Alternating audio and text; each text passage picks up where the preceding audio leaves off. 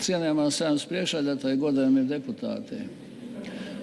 Šodienas ministru uzstāšanos varētu uzskatīt par anekdošu pārstāstīšanu, ja situācija nebūtu tik traģiskā.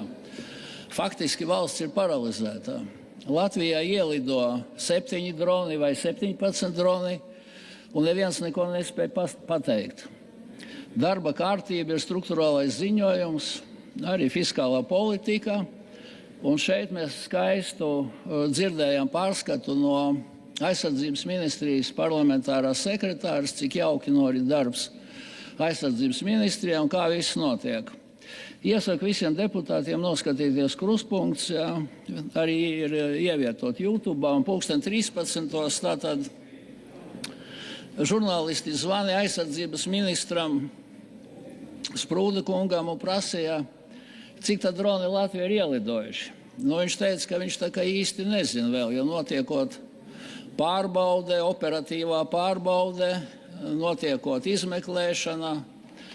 Zvans bija arī iekšlietu ministram, kurš arī neko nezināja.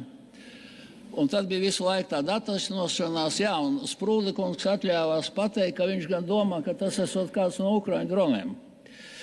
Pēc tam valsts sekretārs izskaidroja, bet bijušais, diemžēl nevis esošais, kurš ir vai nu padzīts, vai nespēja šajā ministrijā strādāt, viņš izskaidroja, tā ļoti taktiski, lai ministrs neapvainojas, ka tās ir pilnīgas muļķības.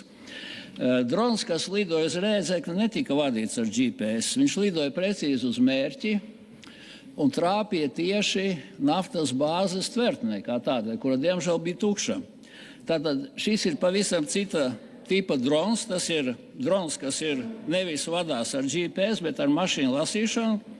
Tiek ieprogrammēts siluets valsts, vai nu noskanēt, teiksim, no pavadoņiem vai no kaut kādiem citiem droniem virsma. Tātad šis drons lido pēc šīs pēc šiem ieprogrammētajiem siluetiem. Viņam ir precīzi ievadīts mērķis, un šie droni ir pilnībā autonomi. Viņš tātad aizlidoja precīzi un trāpīja tur, kur viņam bija jātrāpa. Tātad vai nu viņš ir palaists no Baltkrievijas ar kaut kādu mērķi, vai no Krievijas, mēs jau to nezinām. Bet stāstīt, ka tas ir haotiski nomaldījies drons, kuri Ukraiņu droni lido ar GPS un kurus var pārturēt, tas rāda līmeni, kāds ir mūsu aizsardzības ministrijā. Un tad ir jautājums, kāds tam sakars ar finansēm. Jautājums ļoti precīzi. Kur miljards ir palicis, kas iztērēts? Kur 35 gados ir palikuši 15 vai 20 miljardi. Nākošais. Ja jūs paskatīsieties par droniem, jūs pagājušā gada kaut kur oktobrī, septembrī redzēsiet jau entos paziņojums, ka mums ir dronu siena izstrādāta. Labi, lai viņi būtu izstrādāta. Bet kur ir tā problēma? Problēma ir ļoti vienkārša. Gan ministrs atbildot žurnālistu jautājumiem, gan arī pārējie visi saistībā ar šo problēmu bruņoties spēki. Viņi saka, nav nekas detektēts, neviens to dronu neredzēja. Vienmēr sakot, visi guļ, kaut kur naktī uzsprāgst un aizdegās naftas bāzes tvertnē, neviens to neredz. Ziniet, tā kā anekdotē, sabiedrotie no kosmosa redz, ka tur kaut kāda uguns, viņi piezvan, viņi saka, pāķi, kas jums tur notiek? Vai visi lec gaisā skrien, tiešām deg, kā brīnums, kas tur nokrits drons, laikam no Ukrainas, Šūna apraide netiek iedarbināta.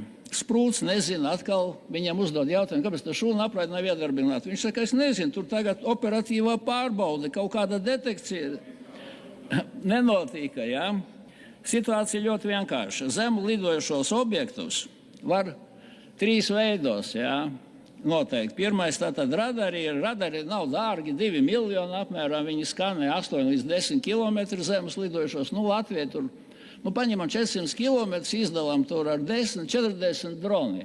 2 miljoni, 80 miljoni maksātu. Kur ir šie miljardi iztērēt, lai iegādātos tos 40 dronus beidzot, Kara 5. gadā, te teica, ka kara 4. gads, kas no matemātikas mācījušies, 5. gads jau vien. Kur ir tie droni? Kur ir tie skaneri? Kur ir tie radari, Otrs, kas Latvijai? Latvijā, protams, pēc skaņas var noteikt. Ja nav iedzēris, tad tur robežsargs klausās ar ausi, skaņa 2 līdz 3 kilometri, Visi gulēja, protams, neko arī nedzirdēja. Pēdējais ar aci, tur kaut kāds pensionārs, varbūt naktī viņam bezmiegs, viņš skatās, kaut kas tur rūc un lido. aizlido uz Rēzekni, jā, situācija, kolēģi, ir ļoti bēdīga. Tagad mums stāsta, ka būs operatīva izmeklēšana. Šī nav pirmā reize. Jautājums ir 7 droni, 17 droni, cik ir nokrituši?